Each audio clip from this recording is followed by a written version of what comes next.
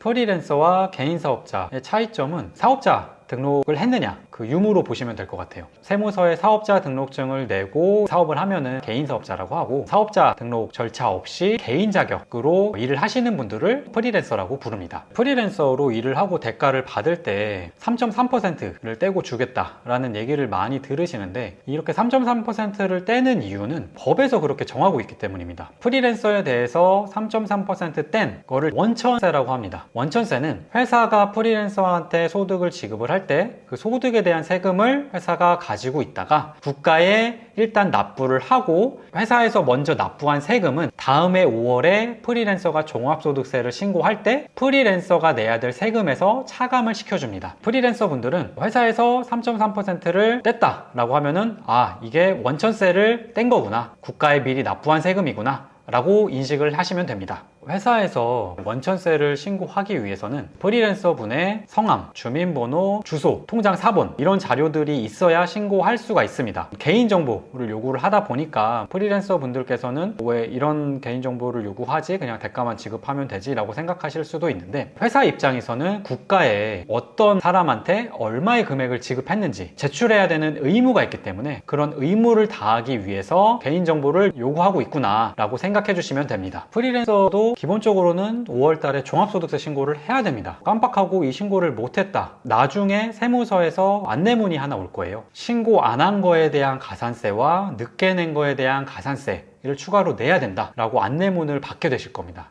3.3%를 뗐는데 내가 왜 또 종합소득세를 신고해야 되지? 라고 생각하실 수가 있는데요. 세금을 3.3% 떼서 완전히 끝난 게 아니라 국가에서 대략적으로 미리 걷어갔다고 보시면 돼요. 5월 달에 가서 내가 지난 1년 동안 프리랜서를 통해 벌어들인 소득에 대한 세금을 정확히 계산을 하고 3.3%로 먼저 납부한 세금과 가감을 해서 추가로 납부를 하든, 먼저 돌려낸 세금의 일부를 환급을 받든, 이런 정산의 절차를 꼭 거치셔야 된다 라고 보시면 됩니다. 프리랜서 분들도 인적공제, 부양하고 있는 가족 한 사람당 150만원씩 공제를 받으실 수가 있고, 국민연금 납부하신 게 있다면 공제가 가능하고, 퇴직연금에 가입을 하셨다거나 기부금 지출하신 게 있다라고 하면은 그 부분에 있어서도 동일하게 공제 혜택을 받으실 수가 있습니다. 프리랜서 분들도 기본적으로는 종합소득세 신고를 할 때 장부를 작성해서 제출해야 되는 의무가 있습니다. 이 의무는 크게 두 가지로 나눌 수가 있는데요. 내가 신규 사업자이거나 직전 사업연도의 매출이 7,500만 원 미만이었다. 이때는 간편 장부라고 해서 그냥 한 페이지짜리 신고서에 간편하게 장부를 만들어서 신고를 하셔야 되고, 이 기준을 벗어나는 프리랜서 분들은 복식부기라는 재무제표를 만들어서 신고할 때 제출하셔야 되는 게 원칙입니다. 프리랜서 분들이 장부를 작성해서 신고를 하시는 게 쉽지는 않잖아요. 프리랜서의 신고를 독려하기 위해서 비록 장부를 작성하지 못했더라도 일정한 비용은 인정해주는 제도를 또 갖춰놓고 있는데, 이 비용도 두 가지로 나눠집니다. 단순 경비율과 기준 경비율로 나눌 수가 있는데, 내가 신규 사업자인 경우에는 올해 수익 금액이 7,500만 원 미만인 경우, 근데 반대로 내가 계속해서 프리랜서 일을 해오고 있었다. 올해 매출이 7,500만 원 미만이면서 작년 매출이 3,600만 원 미만이면은 아무런 증빙이 없어도 비용을 70%까지 인정을 해줍니다. 이거를 저희가 단순 경비율이라고 부르고요. 이 범위를 초과한다. 3,600만 원도 넘어가고 7,500만 원 넘어간다? 그때는 경비율이 예를 들어서 70%에서 30%나 25%로 확 줄어들게 되는데, 이렇게 확 줄어드는 경비율을 기준 경비율이라고 합니다. 프리랜서 분들이 환급을 받는 경우는 대부분 단순 경비율, 그러니까 장부 작성은 못했지만 단순 경비율을 적용받을 때 환급이 조금 많이 발생한다고 보시면 됩니다.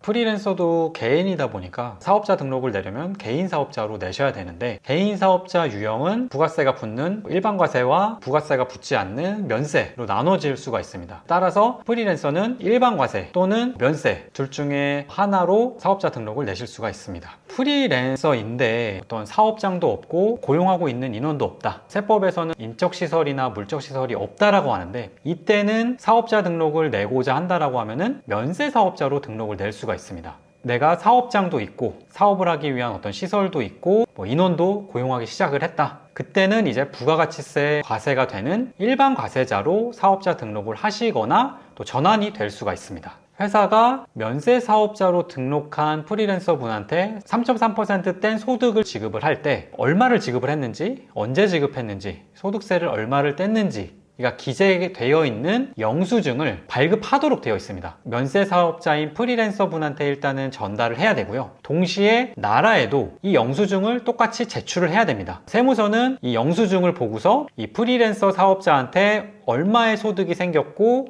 이 사람이 얼마의 소득세를 미리 냈는지를 파악할 수가 있는 거죠. 그러니까 이 영수증을 근거로 국가에서는 이 프리랜서 면세 사업자의 수익 금액을 파악할 수가 있는 겁니다. 면세 사업자로 등록을 했을 때 좋은 점은 장부를 만들어서 세금 신고를 해야 돼서 비용에 대한 법정 증빙이 필요할 때 그런 증빙을 사업자 번호로 받을 수 있다라는 장점이 있습니다. 예를 들어서 일반 프리랜서로 지출하는 비용들은 세무서 입장에서 봤을 때는 그냥 개인이 신용카드를 쓴 거지 그거를 법정 증빙으로 보지는 않습니다. 면세 사업자로 등록을 하고 사업용 신용카드를 홈택스에 등록을 한 다음에 업무와 관련된 비용을 지출하게 되면은 그 금액은 기본적으로 사업과 관련된 비용으로 일단은 인식이 되기 때문에 법정 증빙을 내가 편하게 마련할 수 있다라는 부분에서 면세 사업자로서 누릴 수 있는 조금 이점이 있다 라고 보시면 됩니다. 면세 사업자를 내시게 되면은 사업자 번호가 생기는 거기 때문에 사업자 번호로 나의 사업과 관련된 어떤 세금 계산서를 또 발급 받으시면은 그 부분에 대해서도 증빙으로도 인정이 되고 또 비용 처리도 가능하기 때문에 비용 처리를 하는 데 있어서 이점이 있다 이렇게 보시면 될 것 같습니다.